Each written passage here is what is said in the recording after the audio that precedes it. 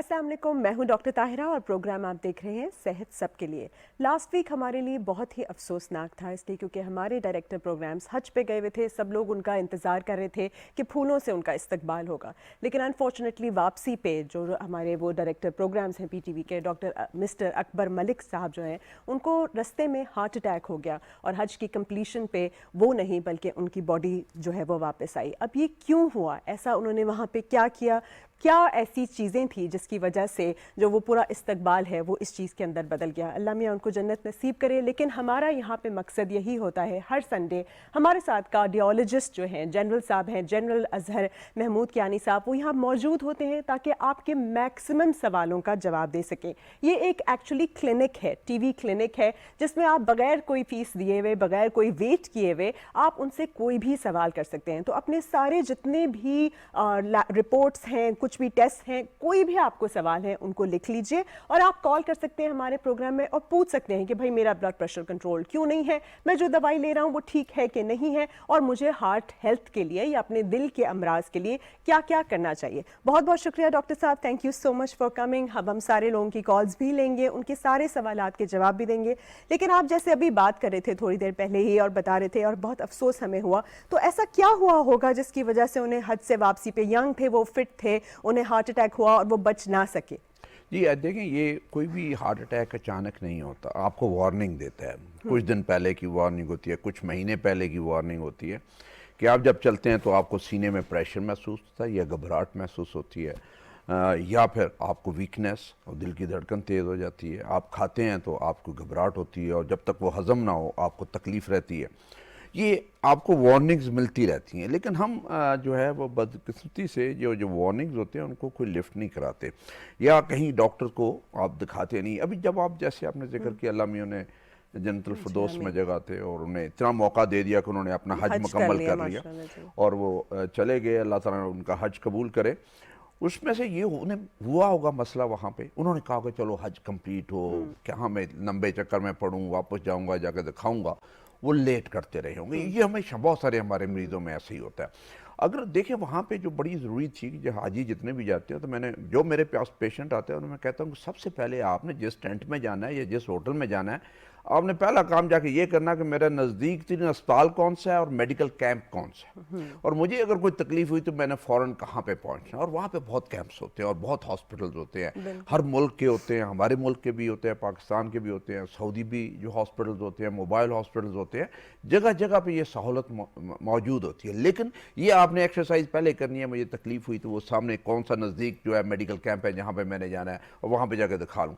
जब आपको वार्निंग मिलती है और अगर आपके पास हार्ट पेशेंट है और आपको तकलीफ है तो आप जुबान के नीचे गोली रख लेते हैं, और अगर उससे आराम नहीं आता, साथ ले, वो हर दिल वाले मरीज के पास तो होनी चाहिए। ये पता नहीं पहले से दिल के मरीज थे या नहीं थे, लेकिन इन्हें वार्निंग जरूर मिली होगी और उन्होंने मोस्ट प्रॉब्लम कहा होगा कि अब क्या करें, अभी तो हज मुकम्मल हो गया, थक गया हूँ, अभी मुझ में हिम्मत नहीं है जाने की, इससे बेहतर है कि मैं जो बाकी रिचुअल्स हैं वो पूरे कर लूँ और फिर उसके बाद जाऊँ, और उसमें लेट होता चला गया। और फिर फाइनली वो स्टेज आती है कि अब दिल जवाब दे जाता है या कार्डियक अरेस्ट हो जाता है, इंतजार करता रहता है कि मेरा कुछ इलाज शुरू हो, ब्लड सप्लाई ठीक हो और कोई ट्रीटमेंट शुरू हो जाए। जब नहीं होता तो फिर हार्ट थक जाता है और बैठ जाता है। तो एग्जैक्टली यही होता है। तो इसलिए बड़ा ज़रूरी है, जो हमारे नाजरीन हमें देख रहे हैं, इस प्रोग्राम को देख रहे हैं, कि जब भी आपको ज़ोर का काम करने पे या अनयूजुअल सर्कमस्टांसेस में ज़्यादा खाना खाने से, ज़्यादा कोई वजनी काम करने से सीने पे बोझ या घुटन या घबराहट महसूस हो, या ऐसे आपकी अलामात हो जो आप जिसके बारे में बता ना सके मुझे क्या होता है, ऐसे होता है कि घबराहट है, जैसे जान जा रही है, मेरी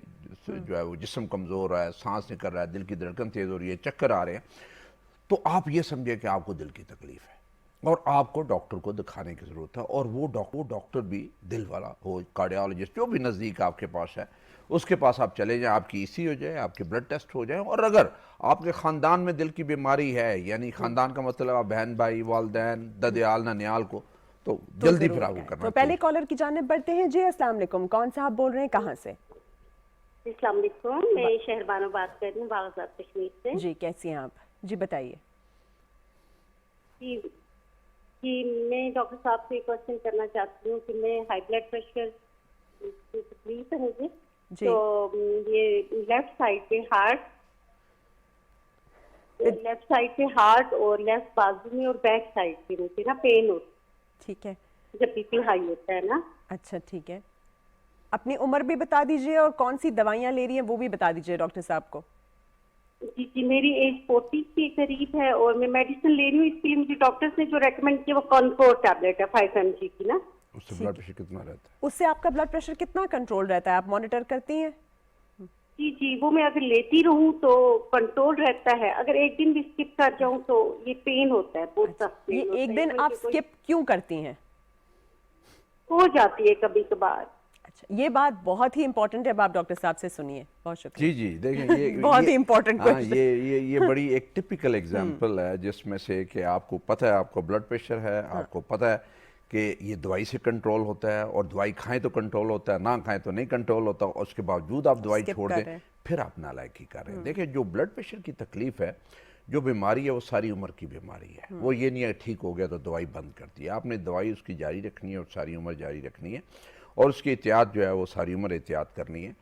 हाँ, जहाँ पे कंट्रोल ना करे वो दवाई फिर डॉक्टर के मशवरे के साथ या उसकी खुराक बढ़ाई जा सकती है या कोई और उसके साथ नई दवाई शामिल की जा सकती है। लेकिन आप सुबह सवेरे, मेरी हमेशा ये जो दिल के मरीज़ हैं या ब्लड प्रेशर के मरीज़ हैं या शुगर के मरीज़ हैं, ये होता है जी कि आप सुबह दिन शुरू हो तो पहले अपनी दवाई खाएं, फिर अपना खाना खाएं, और किसी शुरू में खाना भूल सकते हैं, दवाई ना भूलें। आपको कभी डॉक्टर या उसकी इमरजेंसी में आपको जाने की ज़रूरत नहीं होगी। इनको जब इनका ब्लड प्रेशर ज़्यादा होता है ना, सीने में भी दर्द होता है, और कई दफ़ा होता यह है कि आपकी दिल की नालियाँ तो इतनी बंद नहीं होती, लेकिन जब सर्ज होता है, ब्लड प्रेशर ऊपर जाता है, तो आपको सीने में दर्द आ जाता है वक्ती तौर पे, और फिर ठीक हो जाता है। तो मेरा इनको ये मशवरा, एक तो कॉन्कर जो है वो बाकायदगी से खाएं, एक भी डोज मिस ना करें। बाकी खुराक में नमक चिकनाई कम और गोश्त का इस्तेमाल कम और तली चीज़ें कम हो, और जो इन्हें दर्द होता है उसके लिए अपनी ईसीजी करवा लें, और ब्लड टेस्ट जो है जिसमें कोलेस्ट्रॉल का, लिपिड प्रोफाइल, शुगर, गुर्दे के टेस्ट, यूरिया क्रिएटिनिन, इलेक्ट्रोलाइट्स, ये सारी करवा लें। और साथ ही साथ एको टेस्ट है, अल्ट्रासाउंड हार्ट का और ईटीटी, ये बाग में, अगर बाग में किसी अस्पताल के नज़दीक है तो वो करवा लें। अगर वो ईटीटी और एको इनके नॉर्मल आते हैं तो फिर इन्हें फिक्र करने की कोई बात नहीं। ज़्यादा तवज्जो फिर अपने ब्लड प्रेशर पे दें और अपनी खुराक पे दें और अपने वज़न पे दें कि वज़न आपका ना बढ़े। वॉक आपकी आधा घंटा डेली हो जानी चाहिए, घर के अंदर ही बेशक वॉक कर लें, और दवाई बाकायदगी से लें। ये जब दवाई की हम बात करते हैं तो हम बार बार सबको बोलते हैं कि आप छुट्टी पे गए हुए हो, शादी ब्याह का मौका हो, ईद हो, कुछ भी हो, आपने दवाई नहीं छोड़नी, क्योंकि ना सिर्फ ये कि हार्ट अटैक होगा, खुदा ना खास्ता आप जान से भी जाएंगे, या स्ट्रोक होगा जिससे डिसेबल हो जाएंगे, बल्कि अब महंगा इतना है बाईपास कि आपके लिए वो भी बहुत बड़ा वो है। नेक्स्ट कॉलर की तरफ बढ़ते हैं। जी अस्सलाम वालेकुम।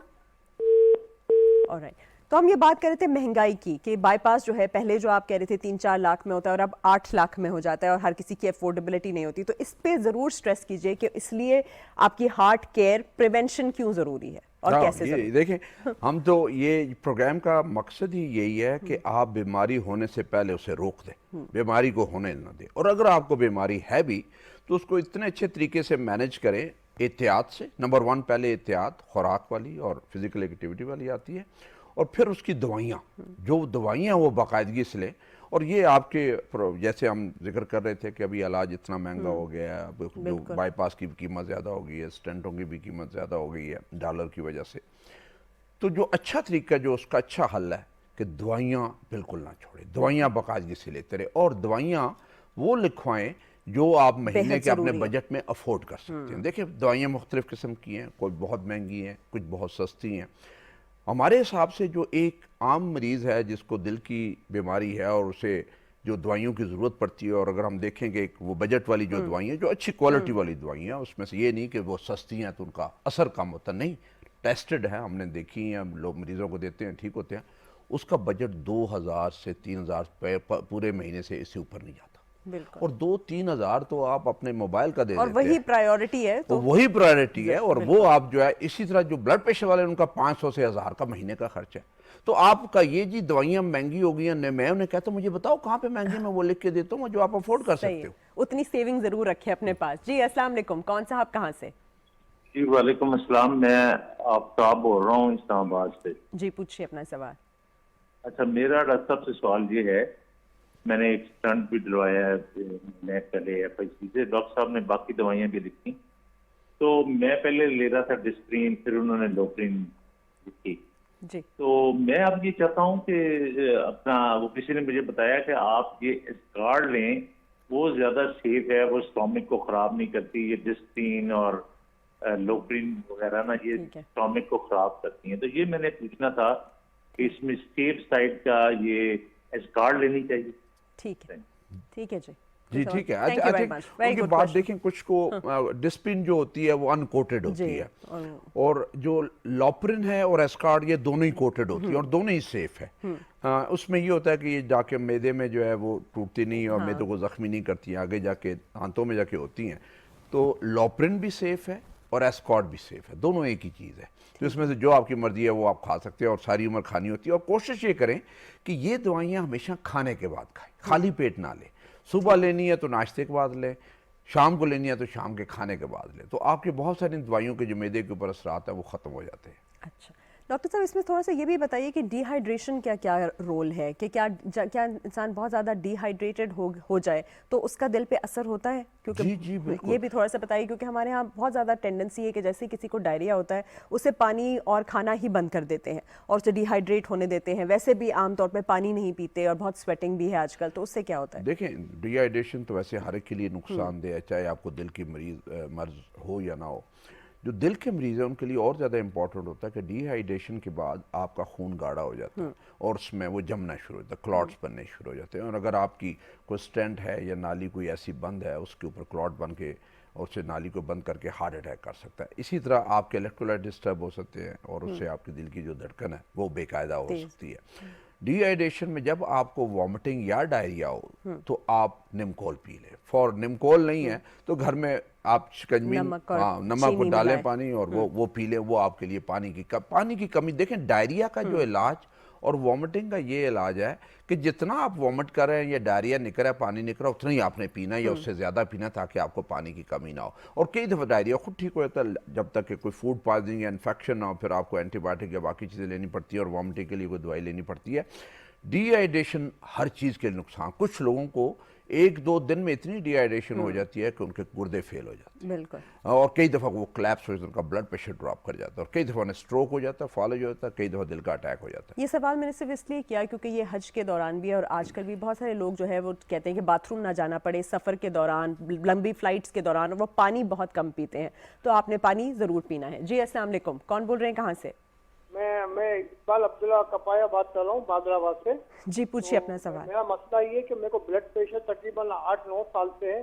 तो पहले मैं कैमलेक्स प्लस खाता था, इसके बाद फिर ना ब्लड प्रेशर कंट्रोल हो जाता था, वापस हो जाता था। फिर इसके बाद नॉर्वेक्स अपनी मर्जी से खा रहा हूँ, तो नॉर्वेक्स में खा रहा हूँ कभी और कभी प्रेशर बढ़ जाता तो ईडी डे खाता हूँ। अपनी तरफ से डॉक्टर की कोई हिदायत में नहीं खा रहा हूँ और तकरीबन 6 महीना वक्फा भी कर लेता हूँ, साल वक्फा करके भी खा लेता हूँ, मगर ब्लड प्रेशर कंट्रोल रहता है। तो मैं अपने हाथ से खुद देख लेता हूँ कि नब्ज अगर तेज चल रही तो समझ जाता हूँ ये ब्लड प्रेशर बढ़ गया। अच्छा, आपने MBBS किया है FCPS?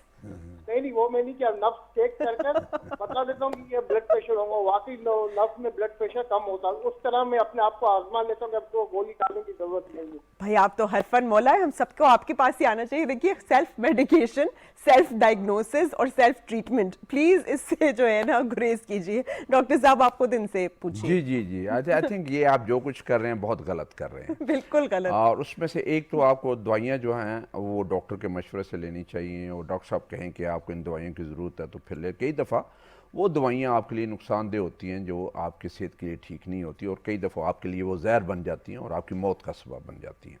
उसमें से डॉक्टर साहब को पता है कि आपको कौन सी दवाई देनी है और आपकी इस बीमारी में कौन सी दवाई आपको सूट करती है और आपके लिए सेफ़ है। अपना ब्लड प्रेशर, यस, अगर आपको ब्लड प्रेशर है और आपको दवाई की ज़रूरत है तो फिर आपको दवाई लेनी चाहिए और रोज़ाना लेनी चाहिए। उसमें दिनों का भी नहीं और ये 6 महीनों का जो आप वक्फा बीच में डालते हैं ये किसी सूरत में नहीं होने चाहिए। देखिए, हमारे पास जब लोग आते हैं इमरजेंसी में, किसी को फॉलेज हो गया है, किसी को हार्ट अटैक हो गया है, किसी के गुर्दे फेल हो गए, तो ये वही लोग होते हैं जो अपनी दवाइयाँ अपने आप को टेस्ट करते रहते हैं, दवाइयाँ छोड़ के देखते हैं कि मेरी तबीयत कैसी है। देखिए, बीमारी ब्लड प्रेशर ऐसी बीमारी है जिसकी अलामात कोई नहीं है। इसको हम खामोश कातिल कहते हैं। आपको पता भी नहीं चलता और आपके पूरे जिस्म में ये नुकसान दे रहा होता है, आपको फालिज कर रहा होता है, दिल फेल हो रहा होता है, गुर्दे फेल हो रहे होते हैं और आपको नहीं पता चलता। फिर जब बिल्कुल आप लागर होते हैं, फिर आपको उठा के अस्पताल लाते हैं तो फिर पता चलता है वो इसकी तो इतनी कॉम्प्लिकेशन, इतना नुकसान हो गया। अगर इस ब्लड प्रेशर को आप शुरू दिन से कंट्रोल करके रखेंगे तो ये जितनी खतरनाक किस्म की इसकी कॉम्प्लिकेशन है इन सब से आप बच सकते हैं। इसलिए दवाई बाकायदगी से लेनी है, डॉक्टर साहब से लिखवानी है कि कितनी कम से कम दवाई आपको जो है वो ब्लड प्रेशर कंट्रोल करती है, और फिर उसको छोड़े ना। हाँ, कहीं अगर कंट्रोल ख़राब हो, नीचे या ऊपर चला जाए ब्लड प्रेशर, फिर डॉक्टर साहब से अपनी दवाई को एडजस्ट करवा लें, और बाकायदा 3 महीने के बाद अपने ब्लड टेस्ट जो है वो ज़रूर करवा लिया करें, जिसमें गुर्दों का टेस्ट है, शुगर का टेस्ट है, कोलेस्ट्रॉल का टेस्ट है, और बाकी टेस्ट है वो ज़रूर करवा लेने चाहिए। भाई आपने ये सुना, और प्लीज़ आप ये वाकई हंसने या मजाक का वो नहीं है, खुद से डायग्नोस करना जो है वो बिल्कुल गलत है। अब गाड़ी ख़राब होती है, मैकेनिक के पास लेकर जाते हैं ना, खुद कभी उसमें डीजल डाल दिया, कभी पेट्रोल डाल दिया, कभी डाला ही नहीं और कहा चलती रहे, तो ऐसा नहीं हो सकता। प्लीज़ आप डॉक्टर के पास ही जाइए। और सेल्फ मेडिकेशन, जब हम सेल्फ मेडिकेशन की बात करते हैं डॉक्टर साहब, तो आजकल बहुत ज़्यादा गूगल डॉक्टर्स भी हो गए, वो जैसे कहते हैं नफ्स से पता चल गया, वो गूगल डॉक्टर्स तरह तरह की चीज़ें जो है वो अपने ऊपर करने लगते हैं, और लोग व्हाट्सएप ग्रुप पर लिखते हैं मैं ये दवा खा रहा था तो दूसरा भी ये खाना शुरू हो जाए। तो आप थोड़ा सा को ये बताइए कि हर किसी को एक ही तरह की डिजीज नहीं होती, कुछ को कोरोनरी हार्ट डिजीज है, कुछ को जो है जैसे हार्ट फेलियर है, कार्डियक फेलियर है, तो इनको थोड़ा सा डिफरेंस बताइए कि दिल के भी बहुत डिफरेंट किस्म की बीमारियां हैं। जी देखिए, अभी ये ब्लड प्रेशर की बात हो रही थी, तो कल हमारी एक मीटिंग थी, और जो कि इसमें कार्डियोलॉजी की कॉन्फ्रेंस थी, तो उसमें ये पता चला कि हमारे यहाँ तकरीबन ज़्यादा 50 से 60% लोगों को ब्लड प्रेशर है, और उसमें से आप 100 में से 10 या 12 का ब्लड प्रेशर कंट्रोल्ड है, बाकियों का कंट्रोल ही नहीं है। उसमें आधे लोग तो दवाइयाँ खा ही नहीं रहे, जैसे ये होता है कि मर्जी से जब दिल किया खा लिया, फिर छोड़ दिया, और फिर नुकसानात होते हैं। उसमें ये होता है कि आपको 40 और 50 साल की उम्र में आपके गुर्दे फेल हो जाते हैं, आपका दिल बढ़ जाता है, आपका दिल फेल हो जाता है, आपके जो दिमाग पे छोटे छोटे आपको स्ट्रोक या फालज होके आपका दिमाग कमज़ोर हो जाता है, आपके बाजू टांगों में कमज़ोरी आ जाती है, आपको सोचने की सलाहियत जो है वो कम हो जाती है, ख़त्म हो जाती है, और आपका जो यादाश्त है वो ख़राब होनी शुरू हो जाती है। छोटे छोटे ऊपर ब्रेन में होते हैं जो आपको रजिस्टर नहीं होता, पता भी नहीं चलता, वो चल रहा होता है। तो ये जब आप जैसे 140-90 से नीचे कंट्रोल करके रखते हैं तो फिर डैमेज नहीं होता, कंट्रोल रहता है, और ये जितनी चीज़ें मैं गिनवा रहा हूँ ये सारी की सारी कम हो जाती हैं, और इसलिए ये आपको दवाई खानी बहुत ज़रूरी है। और हर बीमारी का अलग इलाज है, ये नहीं कि हर गोली जो आपके मियाँ खा रहा है वो आपको भी सूट करेगी, या बीवी को खा रही है तो मियाँ को सूट करेगी, या किसी भाई ने लिया हुआ तो दूसरे भाई को सूट नहीं। कोई भी दवाई शुरू करें पहले डॉक्टर से पूछ के तो फिर शुरू करें, क्योंकि वो आपके लिए नुकसानदेह हो सकता है। और डॉक्टर आपका वजन देखता है, आपकी उम्र देखता है, आपके वो जो टेस्ट कराए होते हैं वो शौकिया नहीं कराता, वो इसीलिए कराता है कि उसको पता चले कि कौन सा मर्ज है, किस हद तक है, और आपको कितनी दवाई की जरूरत है। मॉनिटर इसको जरूर कराइए। डॉक्टर साहब, बहुत सारे लोगों को पैल्पिटेशंस की प्रॉब्लम होती है, दिल की धड़कन बहुत तेज हो गई, एरिथमियाज हैं तरह तरह के, घबराहट की वजह से उनको, कुछ को एंजाइटी है, कुछ को दूसरी प्रॉब्लम्स, इसके बारे में थोड़ा बताइए, जो क्योंकि ये नफ्स की बात कर रहे थे कि मेरी नफस तेज हो जाती है, तो इस पे बताइए थोड़ा सा। देखिए, इसमें हमारे बहुत सारे लोग जिनको ब्लड प्रेशर, शुगर है, या जिनका वजन ज़्यादा है, जिन्हें हार्ट की तकलीफ है, कई दफ़ा नब्ज़ उनकी जो बेकायदा हो जाती है, उन्हें पता नहीं होता। वो फिर जब डॉक्टर के पास जाते हैं, कई दफ़ा उन्हें महसूस होता है कुछ वीकनेस है या कुछ धड़कन अजीब सी है, लेकिन कुछ लोगों को नहीं महसूस हो। वो जब हमारे पास आते हैं, हम उनकी नब्ज़ चेक करते हैं या ECG करते हैं, तो पता चलता है इनकी नब्ज़ इर्रेगुलर है। और जब इर्रेगुलर हो जाती है तो फिर आपके दिल के अंदर खून के टुकड़े बनने शुरू हो जाते हैं। वो टुकड़े टूट के आपके दिमाग की तरफ जाके फालिज कर सकते हैं, या टांगों में जाके टांगों की नालियाँ बंद कर सकते हैं, मैदे और कांतों की नालियों में जाके उनको नुकसान पहुँचा सकते हैं, गुर्दों को नुकसान पहुँचा सकते हैं, या आँख की नाली में जाके आँख बंद करके आपको अंधा बंद कर सकते हैं। तो ये डॉक्टर को दिखाना और उसका इलाज करवाना जो है बहुत ज़रूरी है। बहुत ज़रूरी। जी, अस्सलाम वालेकुम, कौन बोल रहे हैं, कहाँ से? और इस्लाम, मैं सिकरदू से बात कर रहा हूँ, दिलशाद। जी पूछिए। जी, जब चलते हैं तो मुझे सांस मतलब प्रॉब्लम हो जाता है, और दिल की धड़कनें तेज हो जाती है, और अचानक ऐसे में बेहोश हो जाते हैं, कोई घंटा 1.5 घंटे के लिए। घंटे के लिए बेहोश होते हैं? जी जी। अच्छा, आपकी उम्र बताइए।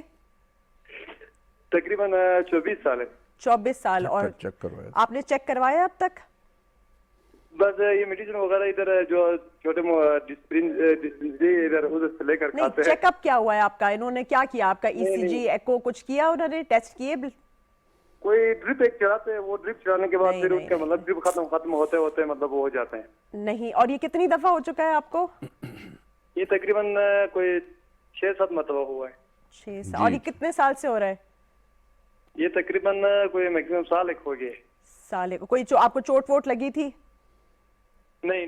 ठीक है, चलिए ठीक है, आप इसका सुनिए जी। जवाब। अच्छा, आई ये थिंक तो बहुत- ये इनको चाहिए कि ये बेहोश होने वाला जो सिलसिला इनका हो सकता है, जो कि सीरियस हो सकता है अगर ये बेहोश होते हैं। 7 दफा कह रहे हैं और बेहोश हुए। दूसरा ये है कि इनके देखना था कि इन्हें हाथ पाँव नीले तो नहीं पड़ जाते, हाथ के नाखून खराब तो नहीं है, कोई पैदाइशी दिल की बीमारी तो नहीं है। कह रहे हैं लेकिन इन्हें 1 चाहिए साल कि से ये हुआ है ना। गिलगित में अस्पताल है जो कि दिल वाला अस्पताल है, जहाँ पे अल्ट्रासाउंड इको भी होता है, ईटीटी भी होती है, और वहाँ पे कार्डियोलॉजिस्ट दिल के ठीक है। स्पेशलिस्ट हैं वहाँ पे जाके दिखा के अपनी ईसीजी, छाती का एक्सरे और इको टेस्ट, दिल का अल्ट्रासाउंड वो करवाएं।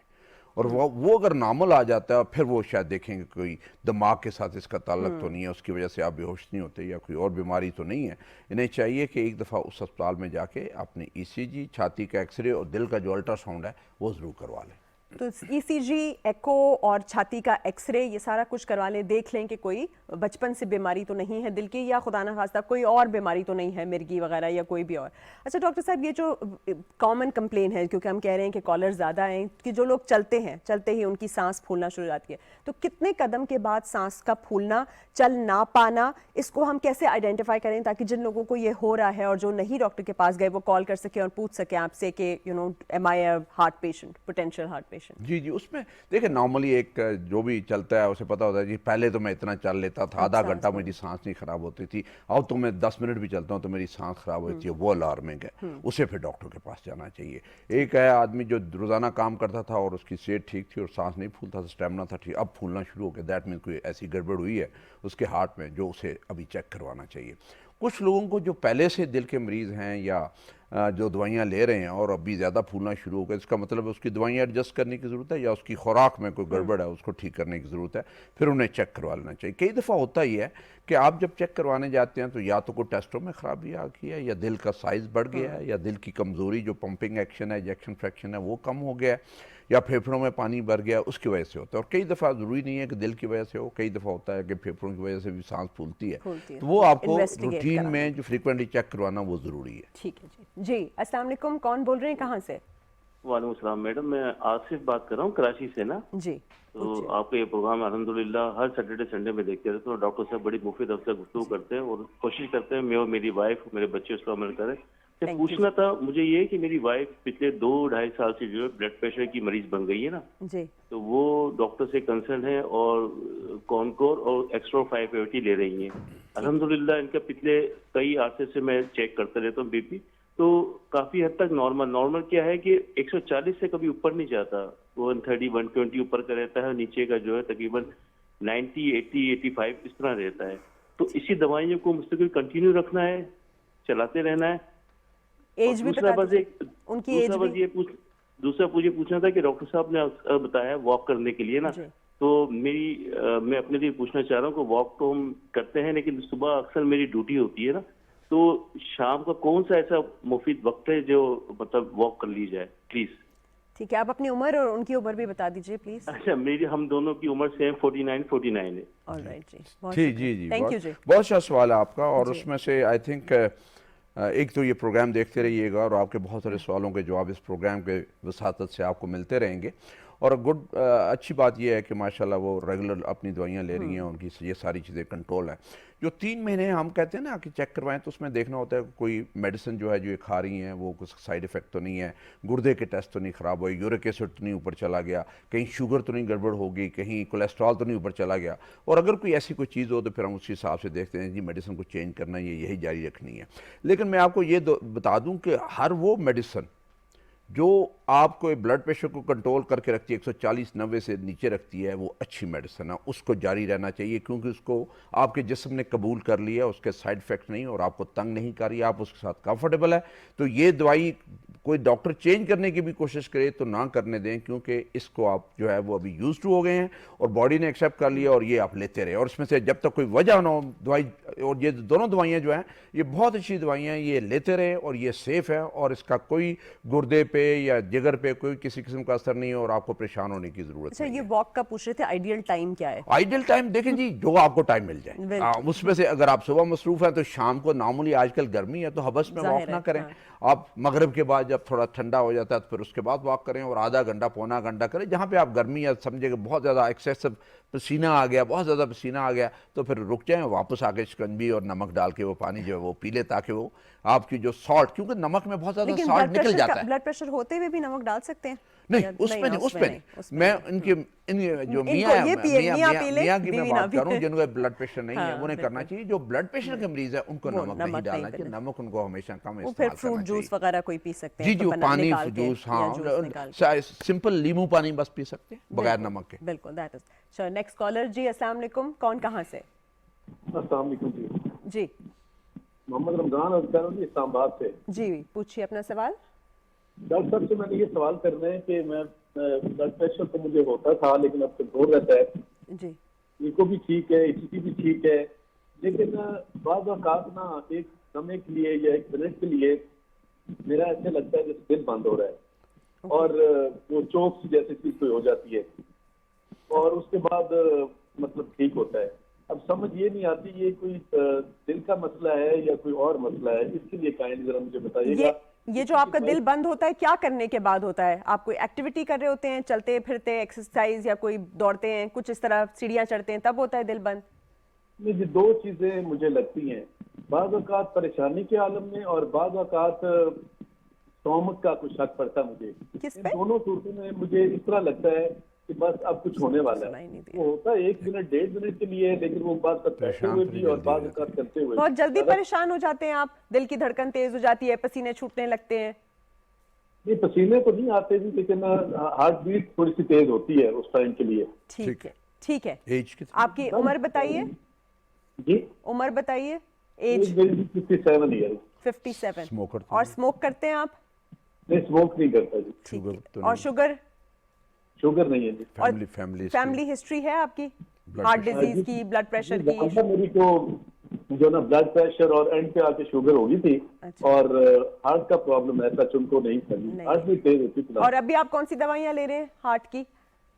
अभी जी मैं Blood pressure। स्टोरेज दे रहा हूँ जी ब्लड प्रेशर के लिए, ठीक है। और पहले कंट्रोल लेता था लेकिन आजकल वो छोड़ी हुई है। क्यों क्यों छोड़ी आपने वो? वो डॉक्टर साहब ने कहा था कि 2 दवाइयाँ थी, अब एक कर दें, काफी अच्छा हो गया था। अच्छा चलें, ठीक है, थैंक यू जी। आप सवाल जवाब जी जी, सुनिए। आई थिंक इनका बड़ा अच्छा सवाल है। और उन्हें एक वक्त आता है जब इन्हें अब नॉर्मल सी फीलिंग होती है, उन्हें लगता है कि गड़बड़ होने लगती है। उसमें 2-3 चीज़ें हैं। कई दफ़ा होता है कि आपका वक्ती तौर पे थोड़ी देर के लिए दिल का रिदम ख़राब हुआ, दिल की धड़कन बहुत तेज़ हो गई, या कोई मिस बीट हुई और आपको उस तरह की फीलिंग हुई और फिर वो ठीक हो गई चंद सेकंड्स के लिए। इसी तरह कई दफ़ा होता है कि थोड़े टाइम के लिए आपको डिस्कम्फर्ट सी होती है, किसी जगह पे दिल की नाली में कोई रुकावट आती है, तो ये प्रॉब्लम होता है। तो मेरा इनको ये मशवरा है कि अपने दिल के टेस्ट करवा लें। उन ब्लड टेस्ट तो हैं ही हैं, जो कि कोलेस्ट्रॉल, शुगर, गुर्दे के टेस्ट, यूरिक एसिड करवाएं, साथ ही साथ एको और अपनी ईटीटी ज़रूर करवा लें। एक्सरसाइज टेस्ट, जो स्ट्रेस टेस्ट है, वो ज़रूर करवा लें, क्योंकि बहुत सारी ऐसी बीमारियां जो नॉर्मल ईसीजी पे, लेटे हुए ईसीजी पे नहीं आती, वो फिर जब एक्सरसाइज करते हैं तो उसमें चेंजेस आती हैं। वो फिर आपको गाइड करते हैं कि आगे फर्दर इस पेशेंट को आगे टेस्ट करवाने की ज़रूरत है कि नहीं। डॉक्टर साहब, इसमें एंजाइटी और स्ट्रेस का भी रोल बताइए, क्योंकि आपको पता है रिसेंटली यूएस में एक 41 ईयर ओल्ड जो कार्डियक सर्जन थे, उनकी भी इस तरह डेथ हो गई। जी, पहले कॉलर ले लेते हैं। जी, अस्सलाम वालेकुम। अस्सलाम वालेकुम। जी, कौन बोल रही हैं, कहाँ से? मैं मिसेस कलीम एबटाबाद से बात कर रही हूँ। जी, बताइए अपना सवाल। हेलो। जी जी, पूछिए अपना सवाल। टीवी बंद। मैंने हार्ट बीट के लिए बात करनी थी। जी, क्या हार्ट बीट क्या पूछना है अपने हार्ट बीट के हवाले से? तेज होती है, कम होती है? हाँ जी, हार्ट बीट तेज हो जाती है और किस वक्त तेज होती है? तो तेज हो जाती है और फिर अच्छा, किस टाइम पे तेज फिर होती उसके है? बाद पसीने निकलते हैं और फिर उसके बाद बिल्कुल जिस्म से जान निकल जाती है। ठीक है। और ये आप ले रही हैं, कोई दिल का मर्ज है आपको डायग्नोस्ड, या आप ले रही हैं कोई दवाई? मुझे शुगर भी है। अच्छा, शुगर भी है। और कब दवाइयाँ कौन कौन सी ले रही हैं? मैं जी ले रही हूँ डायमेक्रॉन 60 mg। ठीक है। और टिगिपमेट ले रही हूँ, ट्राइफोज ले रही हूँ। अच्छा, ठीक है। और आपकी अच्छा, आपकी उम्र कितनी है? मेरी 59। 59 की उम्र। फर्स्ट पहले कब दिल की धड़कन तेज ये हुई? दिल की धड़कन सबसे पहले कब हुई? कितने अरसे से ये हो रहा है? ये कोई 19 साल हो गए हैं मेरे ना, बेटे की क्या टेस्ट पैदाइश करवा पे चुकी हुई हैं? थी, उसके बाद से ये बिल्कुल जान निकल जाती है। नहीं, तो आपने इसके लिए जो टेस्ट, कौन कौन से टेस्ट कराए? टेस्ट कौन कौन से करा चुकी हैं? आपका ईसीजी, ईटीटी, एको, ये सब हो चुका है? हाँ जी, सब कुछ हो चुका है, तो बस वो कहते हैं ये नॉर्मल बात है, हार्ट बीट तेज हो जाती है। थायराइड वगैरह नॉर्मल है आपका? थायराइड का जी टेस्ट जी, हुआ वो है? नॉर्मल है। अच्छा, जी। उन्हें कहे कि ज़्यादा से ज़्यादा हार्ट बीट कितनी जाती है ऊपर? आपकी हार्ट बीट कितनी तेज हो जाती है? मतलब आपने जब चेक किया कि 100 से कितनी ऊपर होती है आपकी हार्ट बीट पर मिनट? उस वक्त चेक नहीं कराया, लेकिन बाद में मैंने जब डॉक्टर को बताया तो उन्होंने फिर मेडिसिन मेरी बताई। ईसीजी पे कितनी आती है? ईसीजी पे कितनी बढ़ी हुई थी आपकी हार्ट बीट?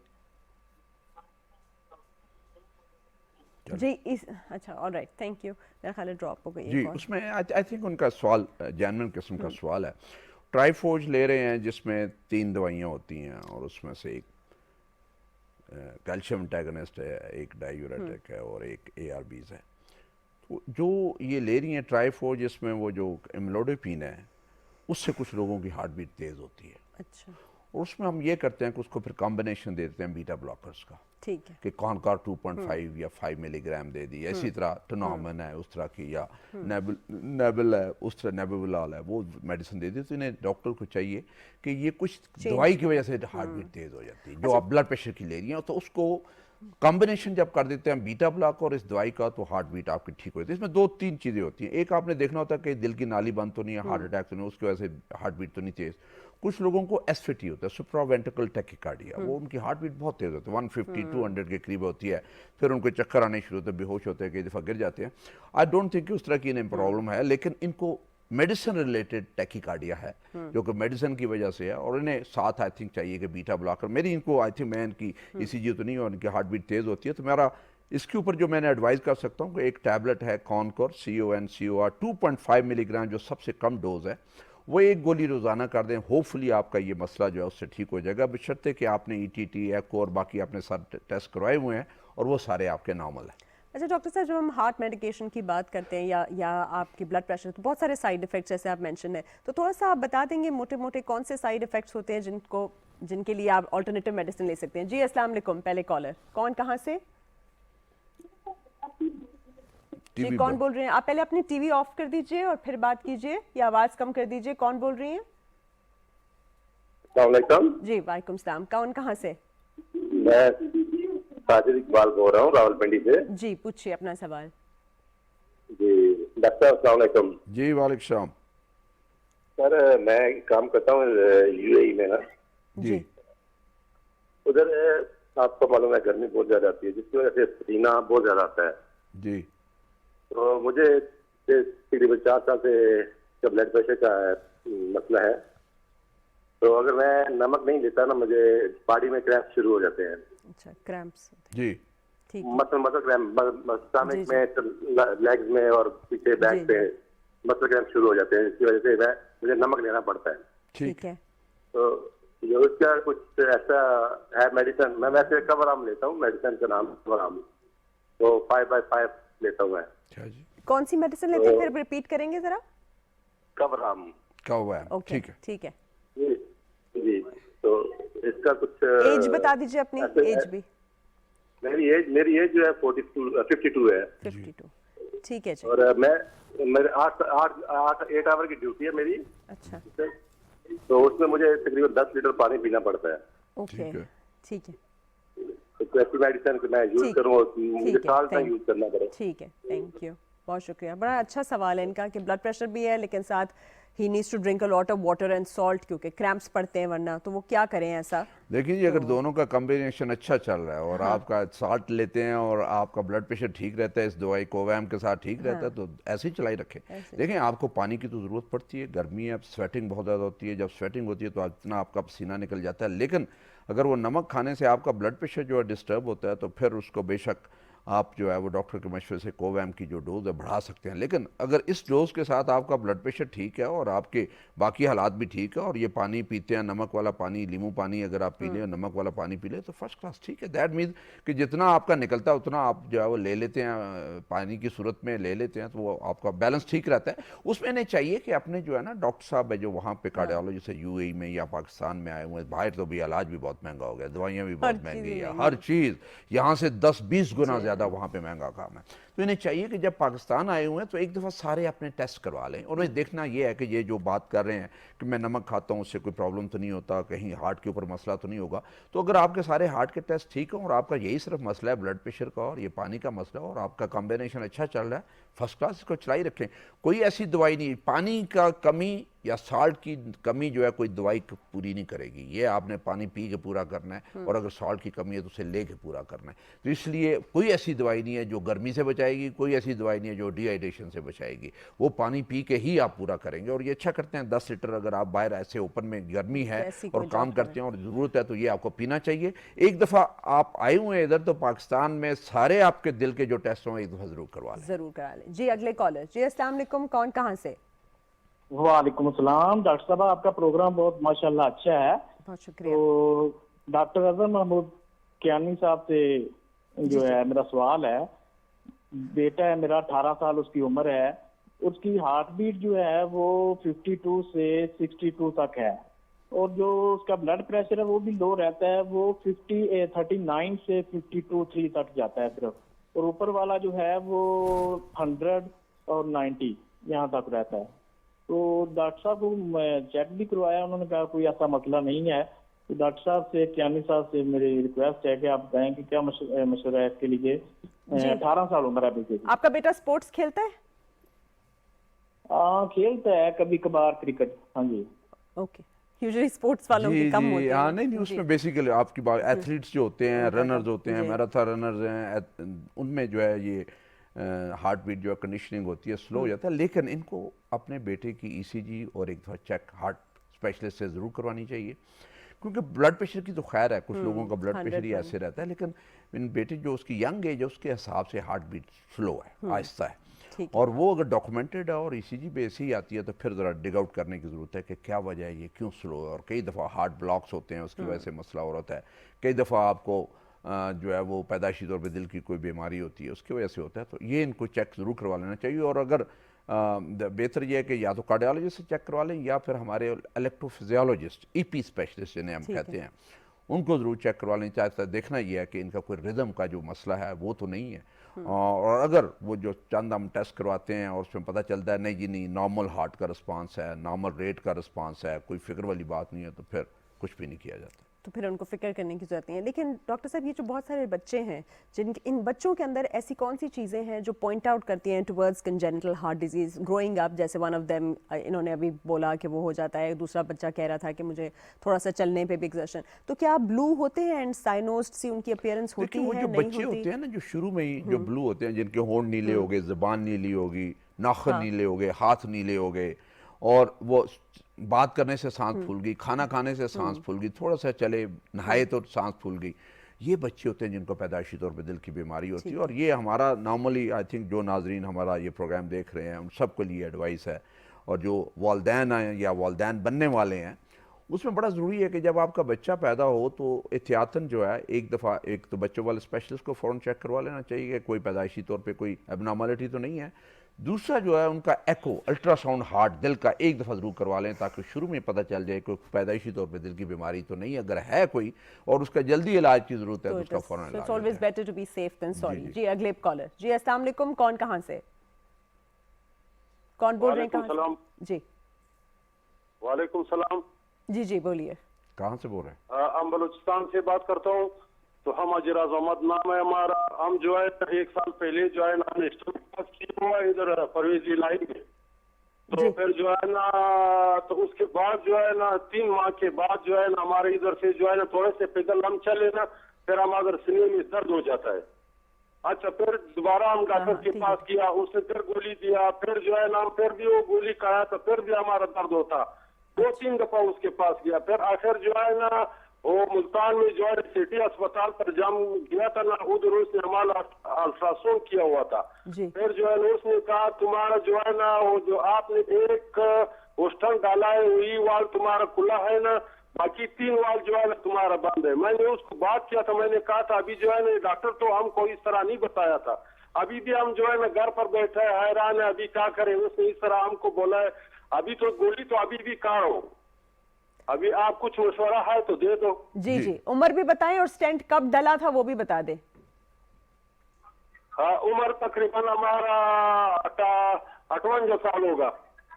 58। ठीक है, ओके। 50। और स्टंट जो है ना हमारा अब 1 साल हुआ, अभी 1 साल जो है ये बड़ा ही हमारा 1 साल पूरा हो गया। कहाँ से डलवाया? कहाँ से डलवाया था स्टेंट? परवेज इलाही में। परवेज इलाही। परवेज इलाही अस्पताल नहीं है? हाँ, मुल्तान वाला। मुल्तान में। जी, जी। अफगानिस्तान से ऑल द वे मुल्तान जाते हैं आप? इधर इस्लामाबाद आए, करीब है, और यहाँ पे दिखाएं और एक पूरा मुआयना जो है। जी जी जी, आपके सवाल का जवाब पूछिए। अब सवाल कुछ और पूछना है या डॉक्टर साहब जवाब दे दे? चलें, ठीक है, थैंक यू जी, बहुत शुक्रिया जी। डॉक्टर साहब जी जी, आई थिंक इन्हें चाहिए कि ये जो डॉक्टर साहब जिन्होंने स्टेंट डाला है, एक दफ़ा उनके पास जाएं और वो इनको सही तरीके से बताएंगे। हो सकता है इनके तीनों के तीनों स्टेंट सही काम कर रहे हों, और वैसे किसी और डॉक्टर ने एक स्टेटमेंट दे दिया कि 2 बंद हो गए और एक काम कर रहा है। लेकिन दर्द होता है कह रहे हैं ना सर? जी, कह रहे हैं दर्द होता है मुझे। अभी तक दर्द हो रहा है? नहीं, दर्द तो कई दफ़ा स्टेंट डालने के बाद भी होता है, लेकिन वो स्टेंट वाला दर्द या दिल वाला दर्द नहीं होता। कुछ लोगों को मस्कुलर दर्द होता रहता है और उसे बताना होता है कि ये दिल वाला दर्द नहीं, ये पट्टों का दर्द है। और दवाइयाँ, अगर वो डॉक्टर साहब जिन्होंने स्टेंट डाला उन्हें पता है कि उन्होंने क्या किया, कितने स्टेंट डाले हैं, और क्या कोई छोटी ब्रांच में बीमारी तो नहीं थी जिसको स्टेंट नहीं डाला था और वो प्रॉब्लम दे रही है, तो उस हिसाब से आपने दवाइयाँ जो है वो एडजस्ट करनी होती है। तो मेरा इनको ये मशवरा है, क्योंकि वो डॉक्टर साहब जिन्होंने इनके स्टेंट डाले हैं उन्हें बेहतर पता है कि कितने स्टेंट डाले हैं, और कोई नाली रह गई थी जिसमें स्टेंट नहीं डाला, हो सकता है वो तंग कर रही हो, उसके लिए दवाई जो है वो बढ़ानी पड़े तो दवाई बढ़ा दें। लेकिन कोई जिसने ये कहा कि आपके 2 स्टेंट बंद है और एक काम कर रहा है, उसने गलत बात की है, उसने ठीक बात नहीं की। अगर ये बात आपका अपना डॉक्टर जिसने स्टेंट डाले हैं तो फिर शायद वो ठीक हो। मेरा आपको ये मशवरा है कि उन डॉक्टर साहब को जो परवेज इलाही इंस्टीट्यूट में है मुल्तान में, उनके पास जाएं, उन्हें दोबारा दिखाएं और अपनी दवाइयाँ एडजस्ट करें। हो सकता है कि आप बिल्कुल ठीक हो और आपको कोई मसला नहीं है, आपके स्टेंट भी सही काम कर रहे हैं, और ये जो आपको दर्द होता है, ये दिल का दर्द ना हो, ये पट्ठों का दर्द हो, और इसका दिल के साथ ताल्लुक ही कोई ना हो, तो एक दफ़ा अपने डॉक्टर साहब को जरूर दिखाएं, और जो दवाइयाँ उन्होंने आपको लिख के दी हैं उन दवाइयों को जारी रखें, उनको बंद आपने नहीं करना, और अपने रोज़ाना के काम काज जो है वो करते रहें। बिल्कुल, ये वाकई बहुत ज़रूरी है। अच्छा, ये भी तो बहुत होता है ना डॉक्टर साहब कि एक डॉक्टर दूसरे डॉक्टर को कॉन्ट्रडिक्ट कर देता है और पेशेंट कंफ्यूज हो जाता है, तो इस पे भी ज़रा से तो इनको। अच्छा, फिर कॉलर आ गए जी। अस्सलाम वालेकुम, कौन कहाँ से? जी वालेकुम सलाम जी, मैं फकीर हुसैन बोल रहा हूँ जी, लाहौर से। जी बताइए अपना सवाल। मेरा सवाल ये है जी कि मेरा 89 में मेरा बाईपास हुआ था। ठीक है। 89 में मेरा बाईपास हुआ था, तो फिर 2007 में मुझे 2 स्टंट डले थे। ठीक है। तो उसके बाद 2018 में मुझे फिर 1 स्टंट डला है जी। ठीक है। अच्छा, उसके बाद मैं चेकअप भी करवाता हूँ, तो मुझे जो असल इस वक्त जो मुझे प्रॉब्लम आ रहा है ना जी, एक तो हमारी फैमिली में एक चीज आ रही है कि हमारा जो बैड कोलेस्ट्रॉल है जी, वो LDL है, वो हमारी फैमिली में आ रहा है। मेरे वालिद साहब की डेथ भी बड़ी अभी जी। कितना होता है ये? ये होता है जी 178, 80, 180, 180, ये हमारी पूरी फैमिली में हो रहा है। ठीक है। अच्छा जी, तो अब ये हमें प्रॉब्लम, एक मेरा जो BP है ना जी, वो लो होता है। ठीक है। कितना होता है? और ये शुरू मेरा ये जी 90, 60, 90, 50 यहाँ पे रहता है। नॉर्मल है ये। ठीक है। मुझे ये प्रॉब्लम आ रहा है कि इस बारे में मुझे क्या एज बता दें, अपनी उम्र भी बता दें। मेरी एज है जी 72 जी। 72। चलिए, मेडिसिन बता दें। मेडिसिन कौन कौन सी ले रहे हैं आप? मेडिसिन जी मैं सिर्फ इस वक्त वेप्टोर इस्तेमाल कर रहा हूँ 20 mg जी। और कुछ भी नहीं? नहीं जी, और मैं कनकॉर्ड लेता था 2.5, लेकिन मैंने वो बंद कर दी क्योंकि मेरा तो BP थ्रू मेरी जो लाइफ में ही मेरा लो रहता है। ठीक है। तो अब मेरा वो 90-50 यहीं पे शुरू से। ब्लड थिनर लेते हैं? Blood thinner, aspirin, Loprin, Ascard? जी वो लेता हूँ जी, वो तो मैं रेगुलर ले रहा हूँ, अपने 32 ईयर से ले रहा हूँ जी रेगुलर। चलें, थैंक यू जी, बहुत शुक्रिया। अच्छा जी, इनका वो कोलेस्ट्रॉल का मसला बताते हैं, और ये इनकी बीमारी भी यही बताती है कि 89 में बाईपास हुआ, फिर 3 स्टेंट बाद में डले, तो बीमारी चल रही है। हाँ। और वो बीमारी चल रही है क्योंकि इनका कोलेस्ट्रॉल ज़्यादा है, फैमिली में कोलेस्ट्रॉल ज़्यादा है। तो सबसे जो इम्पोर्टेंट चीज़ है कि एक अपनी डाइट, एक्सरसाइज से कंट्रोल करें, और फिर जो राइट डोज है कोलेस्ट्रॉल कम करने वाली दवाई वो लिखी। हो सकता है कि ये जो वेप्टोर खा रहे हैं 20 उससे ना कंट्रोल हो, तो 20/20 जजीटा या सिम्बैक्स है वो लिया है किसी लें। और उनका हमारा जो टारगेट है कि इनका जो LDL है वो 70 से कम होना चाहिए। वो बहुत 170, 180 ये बता रहे हैं पूरी फैमिली का। उसमें से रिस्क ज़्यादा है, और अगर फैमिली किसी को दिल की बीमारी नहीं है तो वो 100 से कम हो जाए तब भी ठीक है, लेकिन जिनको दिल की बीमारी है, जिनका बाईपास या स्टेंट डल चुका है, उनका 70 से कम होना चाहिए। और 70 तक दवाई जो है उसकी डोज बढ़ाते जाएं कोलेस्ट्रॉल वाले की, जब जब तक कि ये लेवल अचीव नहीं हो जाता। तो ये डॉक्टर साहब जो इनके जिन्होंने स्टेंट डाला है नहीं और या जिन्होंने बाईपास किया उनके पास जाएं और अपनी जो वेप्टार की जगह पे दूसरी गोली है उसमें जैसे जजीटा है 20/20 2 मेडिसिन उसमें होती हैं और इसी तरह सिम्बैक्स उसमें 20/20 या 20/40 ये मेडिसिन ले लें ताकि LDL का लेवल वो वहाँ पे आ जाए तो फिर ये दवाई जो है उसको रोकें, यानी उस डोज पे एडजस्ट करें जिस डोज पे वो कम होता है। तो वो 70 इनका टारगेट है, 70 से नीचे लेके आना चाहिए। Thank you very much doctor साहब। और आपने सुन लिया, अपनी पूरी फैमिली को कहिए लाइफस्टाइल मॉडिफिकेशन पे आए, खूब सारी एक्सरसाइज भी करनी है अपने टेस्ट कराने के बाद और अपनी डाइट के अंदर ट्रांस फैट्स वगैरह बिल्कुल भी छोड़ देने हैं। चिकना कम खाइए, ज़्यादा से ज़्यादा फ्रूट्स और वेजिटेबल्स खाइए, खुश रहिए, स्ट्रेस फ्री रहिए ताकि आपका दिल और बाकियों का दिल भी खुश रहे। प्रोग्राम्स देखने का बहुत बहुत शुक्रिया। आप यूट्यूब के ऊपर सेहत सबके लिए टाइप करके हमारे प्रोग्राम को कभी भी देख सकते हैं और अगले संडे आपसे फिर मुलाकात होगी हमारे इस क्लिनिक में जिसमें आप अपने हार्ट प्रॉब्लम्स डिस्कस कर सकते हैं cardiologist general doctor Azhar Kiyani के साथ। बहुत बहुत शुक्रिया। Thank you. अल्लाह हाफिज।